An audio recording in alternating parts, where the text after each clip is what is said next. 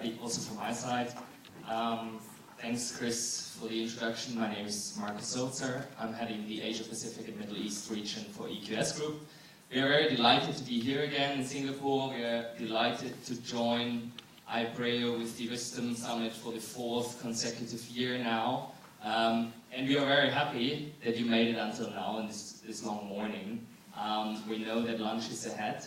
But I'm also very happy to have such a great panel with me, where we can really get different views. So I'm joined by Patrick Nathan, the Vice President Corporate Communications at SMRT, Keith Koch, Director of Digital Strategy, HRT, the Specialist for Digital Communication, and Justin Tang, Director Global Special Solutions for Religare Capital Markets, to give us an insight from the analyst perspective. And what we are going to talk about is crisis communications, not to ruin your appetite, but because we thought it might be a topical theme, and specifically how digital media is influencing crisis and the way how companies should or should not communicate in crisis situations. So thank you very much for joining. Let us directly kick off with the first question. And I want to quote Warren Buffett, who once said, "The best thing that happens to us is when a great company gets into temporary troubles. We want to buy them when they are on the operating table." So a question to the three of you gentlemen. Perhaps crisis isn't that bad like it sounds, and it might also be a chance. What is your view on crisis in general? And perhaps we start with you, Patrick. Well, unfortunately, SMRT is no stranger to crisis. Some familiar faces in the audience here. Hi. We look at every crisis, whether big or small, as an opportunity.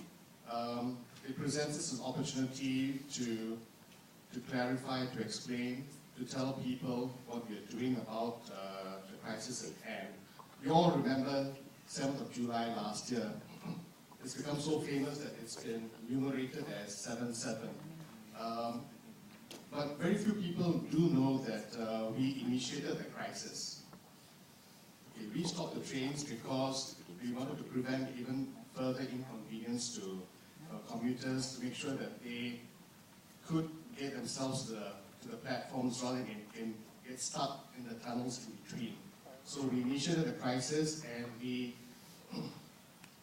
got out of it in about 2.5 to 3 hours, but it affected a lot of commuters.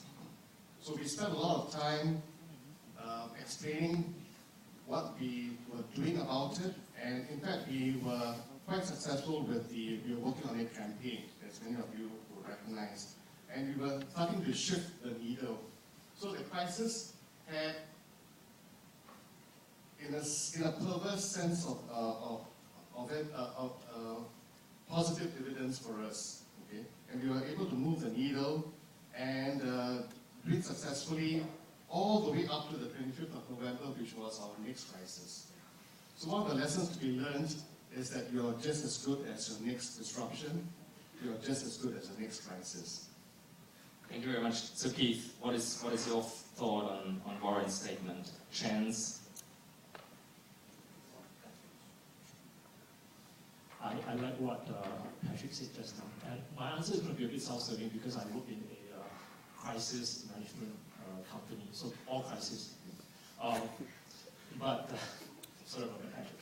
But anyway, there's a very interesting case study recently. I worked with a lot of clients in the F&B industry. And you know, food is one of the most important stuff for Singapore. You can take away our rights, you can take away our freedom, you can take away our food, right? So that's a wonderful thing about Singapore. And F&B industry particularly quite interesting. They actually use crisis as a way to market themselves.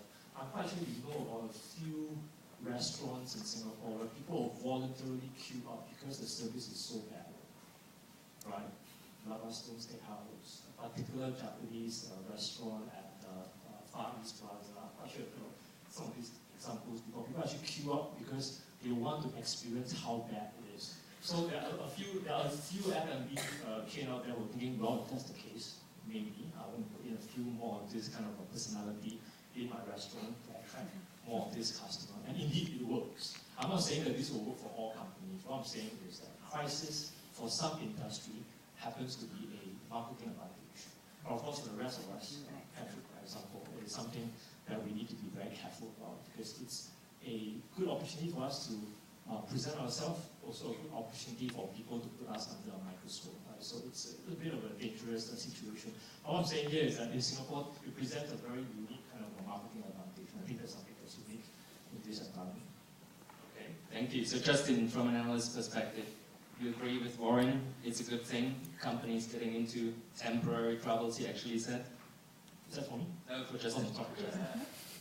Yeah, agree totally that crisis is an opportunity to send a message out to your investors. So as an analyst, actually, we do look for certain qualities in the investor relations department of companies. And actually, these are things that we look for even before the crisis begins. Can be summed up in an acronym called STORM. So first, it's the approach. Is it consistent? Is the message transparent? Is it clear? Or open? Are they open as opposed to being evasive? Are they responsive? Do they run away from the questions, or are they timely in their approach? And finally, are they meticulous? Do they think of contingencies? Okay, so now that we got a bit of appetite back, so crisis is not something we can avoid and we should avoid and we should run away, well, we should tackle it. Then connecting it to digital, and Keith, that's probably a question for you. Then one thing we cannot avoid is digital media nowadays, and that's your specialty you're advising on. So could you share some thoughts how this has evolved and how you would advise on selecting the right channels? Right. Evolution is quite interesting. It used to be, I think there's an old saying, it has to be true because I saw it on TV. It slowly evolved. It has to be true because I read it in the newspaper. And today, it has to be true because I saw it on Facebook. Right? So our version of truth is very different today. So I don't think you can escape digital. I think digital is here to stay. I'm not going to predict what's going to come out in the next 2 years, but I'm quite sure that the underlying behavior of wanting to share, wanting to use social media and digital media as a way to vent is here to stay. Is it good or bad? How do we use digital for crisis management? I think having run a lot of social media crisis drill for a lot of companies, big and small, the common learning from social media is that a lot of people like to use gut feeling when it comes to digital crisis. I feel like this is a crisis. I feel very strongly that we need to manage this right now. I feel very strongly we need to delete that Facebook page right now, the Facebook post right now. It's all based on gut feeling. There's a strong lack of qualitative or quantitative analysis in this space. I think what is really needed to use digital well. And digital affords you this, right? Digital allows you to measure a lot of things, like big data allows you to measure user sentiment and stuff like that. I think we'll come to that later on. But such information can be used for you to do predictive analytics. Such information can be used for you to manage the crisis preemptively. I think that's how we can use digital much better in this space. Okay. So Justin, from your perspective, what are the channels you're really using, you're relying on before making any decisions, evaluations? And perhaps could you give an advice how companies should deal with crises, perhaps not only during, but even before crisis? As an equity analyst, we look at all kinds of information, and then after that, we will weigh the probability of the various scenarios happening. So one good example is Twitter. I love to use the Reuters Twitter feed because it's very timely, but not all of it is accurate though. However, as I mentioned earlier, the acronym, I generally like companies that are very consistent in their approach. Some of the weaker companies that I see actually try to shun away from the investing public. And I think one of the worst answers you could give the investing public is no comments. That doesn't really work in a time of crisis. You told me when we had a call a week ago, you told me something very interesting. So you said actually crisis communication starts before the actual crisis is happening from your perspective. Could you tell the audience what you meant by this? Well, it's about being meticulous and thinking of all the various situations that could go belly up. Because for a company that doesn't think of all these scenarios, when a crisis happens, you basically waste time trying to craft an appropriate response to the investing public. When you do that, you risk, your message risks becoming irrelevant, ignored, and worse, becomes a source of irritation to the investing public. And that can be seen in your share price. So I think the message is to be prepared for various contingencies. So Patrick, you're obviously at the front line when it comes to crisis communications. And you're the one basically who has to choose which channels you use, relying more on traditional, going for digital communication channels, and then balancing between public need, corporate communications need, and investors need. So how you find the right balance and which channels you actually use? Well, being a frontline service providing public transport, invariably you need to have a blend of the two. If we're talking about crises as they're translated into delays or disruptions, then you rely quite heavily on traditional channels. People do listen out for service announcements. They look out for electronic messages in the stations, on the trains. But at the same time, we use digital channels, social media channels quite a fair bit, Facebook, Twitter, we use our app. So it needs to be a proper blend because you have commuters with a lot of different needs across different generations. And even those very young amongst us who do take the trains, and once you think about it, you realize it's true. You do shut yourself out from other messaging out there when you put on your earphones. Okay. So the service announcements are something that you will not hear. Okay. Unless you look up and look at the electronic display messages or check out our Connect app. And the surprising thing about Singaporeans, and I can tell you this for a fact, we are still very traditional and very conservative. So as far as feedback is concerned, you'll be surprised, but it's true. I get about 2,700 phone calls a month, 2,900 emails a month. Okay. On Facebook, we have, as you know, we have our own Facebook, and there's a channel for feedback as well. But these are very few compared to the traditional channels. So Singaporeans, by and large, do like to give their feedback in direct engagement modes. Okay. There's a different psychology to using Facebook. People like sometimes to complain in public. That's perfectly fine. You take that as seriously as a phone call or an email. Okay. So the psychology is different. We need to be able to work across the different channels. And for investors, we have about 50,000 retail shareholders in SMRT today. When a crisis hits them, it's like, in a sense, a double whammy. They are, many of them, as you know, retail shareholders can be your uncles and aunties who do take our trains, our buses, our taxis. So they're worried about how SMRT recovers from it, impact on reputation, at the same time conflicted as well as to whether there's going to be impact on the share price. So we need to be able to react, to respond to every commuter/shareholder and be able to reassure the person that SMRT is going to get out of the crisis in all the different ways. Okay. Thank you. So perhaps a follow-up question not only to you, Patrick, but also to Keith. So you say 5,600 emails and phone calls a month. Do you actually answer all of this? Yes, we do. Great. So it's, I mean, it's... any other call center, you have your turnaround time, you have your service standards to meet. So yes, we do have to respond to all of them and be able to make sure that the complainant is reassured. If not, it gets to my CEO.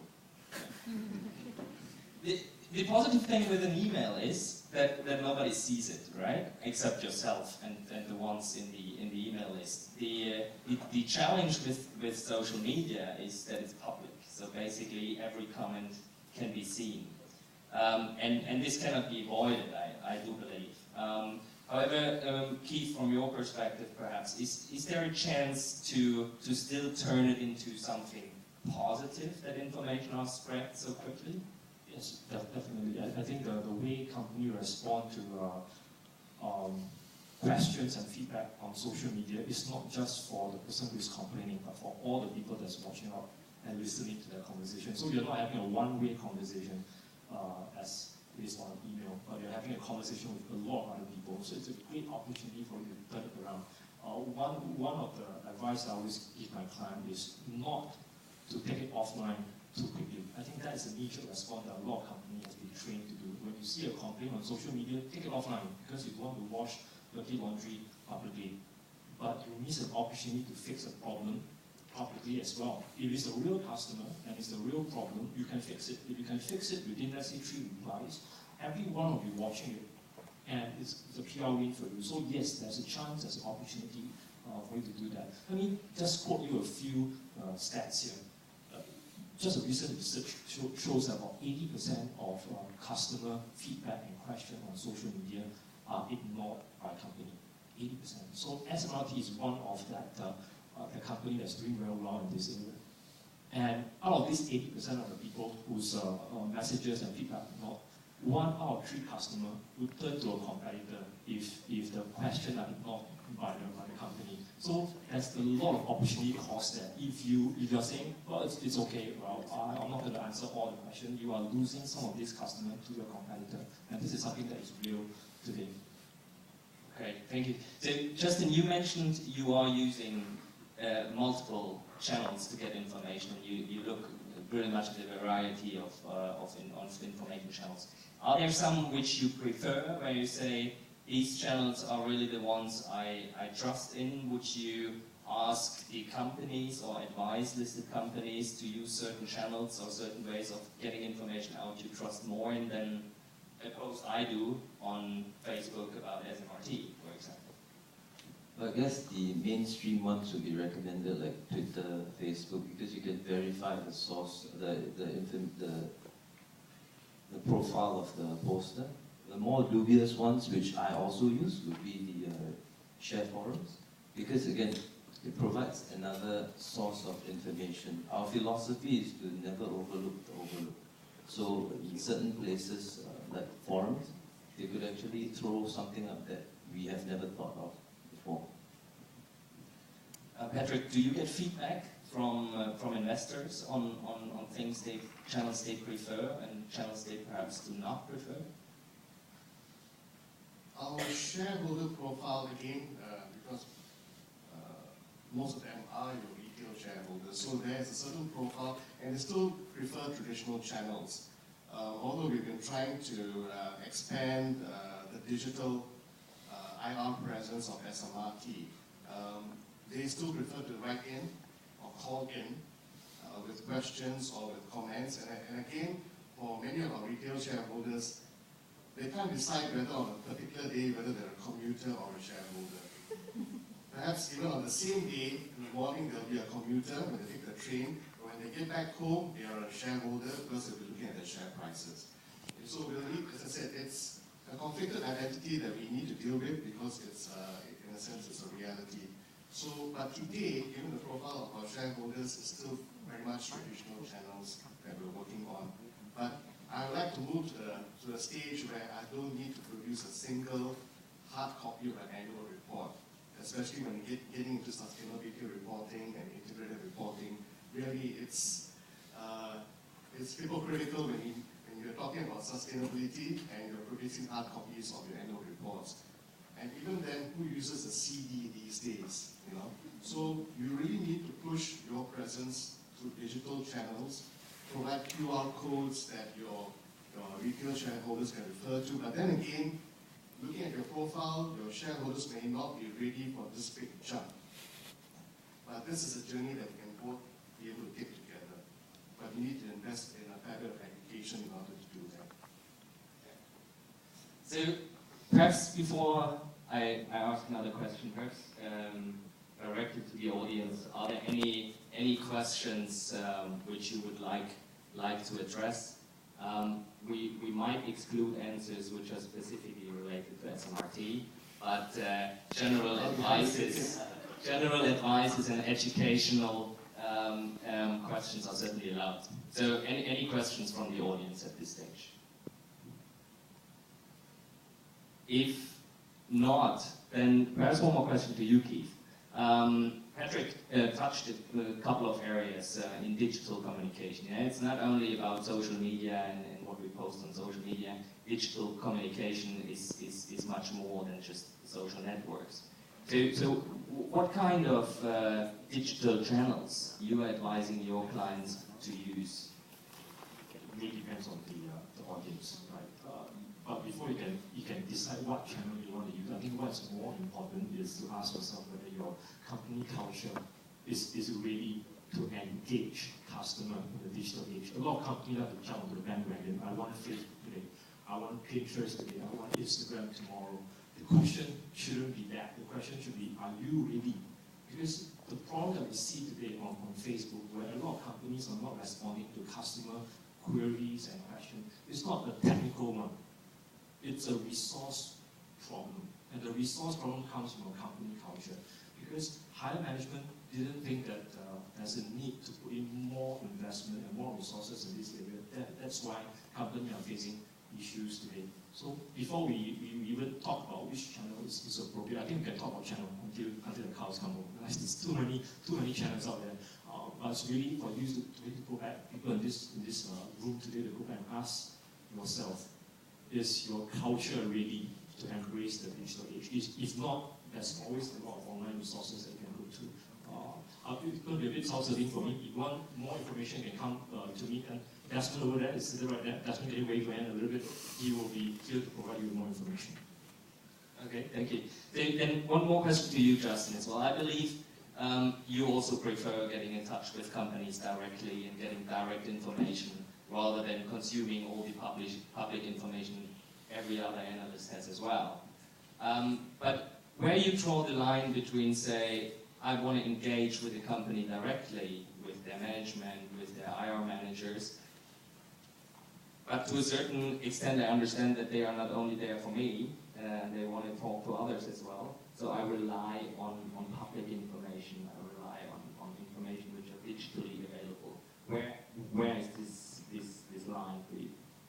We normally engage companies when we have queries about the public announcements and publicly available information.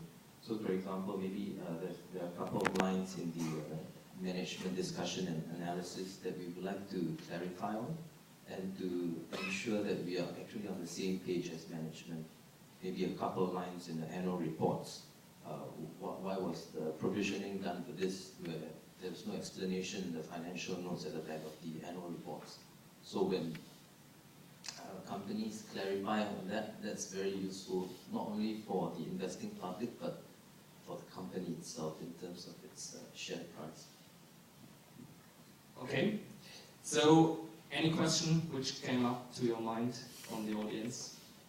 Otherwise, one final question to the three of you, basically. So the title of our panel is Crisis Communication in the Digital Age, Blessing or Curse. How you would answer that question, and perhaps we can start with Patrick. Well, I often get this from my colleagues as well. I take it as a blessing. It can't be a curse because it's a reality. And if it's a reality, you embrace it, you don't fight it. So how do you optimize and use it to your benefit, to your advantage? It's a blessing because it allows me to communicate a lot faster. if I put a message out on Twitter, on Facebook, the retweets help me amplify. I use the viral nature of social media to my benefit. It can destroy reputations. It can also help me repair reputation. Okay? But I need to do it very carefully. It needs to be carefully calibrated. It cannot be overdone. It will then become self-serving. So what is the right balance? It's a judgment call. Sometimes you do work with people outside of the company. You do need to get a third-party input into what you're doing, whether it's for traditional media or social media. So you turn to consultants or turn to advisors. You can't always be navel-gazing. You'll be doing things out of gut or instinct. So to me, it's a blessing, no doubt, and I'm hopeful for the future of digital communications. Okay, thank you very much. I'm sorry, Marcus, can I have a quick question? Yeah, sure. For Patrick. So clearly social media is an important channel for you to communicate, but it can also be a dangerous channel. How do you control internally who gets access to that channel, and how do you vet a tweet that may go out that to make sure it doesn't offend anyone or that you quickly regret and pull down? Well, in terms of using Facebook and Twitter or any of the social media channels, it is strictly controlled in the sense that it's with my new media team, but my operations control centers, the controllers also tweet. So we work very closely with them in terms of, you can't template every single message. You need to be dynamic and go with the flow. You need to understand what's going on in the external environment. So after a while of working with my new media team, they developed the right instincts to message. But in a sense, it's strictly controlled. The use of Twitter and Facebook as official channels. But we also have a social media policy for staff. We're not a huge company, we're not a small one either. We've got about 9,500 people. So there are some social media guidelines. If you do go out there and you feel that SMRT is being rubbish, you want to speak in defense, do so. But make sure you tell people out there that you are from SMRT, you know, and speak your mind. And then there are a whole bunch of other social media guidelines, but it's not meant to constrain, rather it's meant to guide so that they engage in meaningful conversations out there in the social media world. Thank you. So, Keith, crisis communications in the digital age, blessing or curse? Blessing or curse? One word, Samsung. Anyone from Samsung? Sorry. You look at Samsung, they use digital media really well to sell Note 7. It was so well, the best selling phone so far this year. But look at what is happening right now. A lot of people are complaining. In fact, just late last evening, there's a change.org petition to ask for refund. And also on the digital media. So is it a blessing or a curse? It's both. It's both, depending on how you use it. But like what Patrick, said just now, it's really a controlled environment. You want to make sure that your employee has some flexibility out there because it's a world where your employee are engaging your customer. But you also want to make sure that they engage them the right way. So it's a very fine balance between the two. I think we got a question over there, and I could run up there, bring my own microphone. Hi, my question is directed at Keith. I appreciate your response earlier about the channels that companies should be thinking of, and you basically said it really a lot depends on the culture of the company. My question is, my company is quite traditional. We don't have a social media presence, but obviously, we need. But as you say, it's not something that you can change overnight. It's a cultural, it's a mindset thing, right? Obviously, in this day of Facebook and Twitter and all that, we may get, whether it's shareholders or just the public, may find reasons to either attack us or comment about us on these types of channels.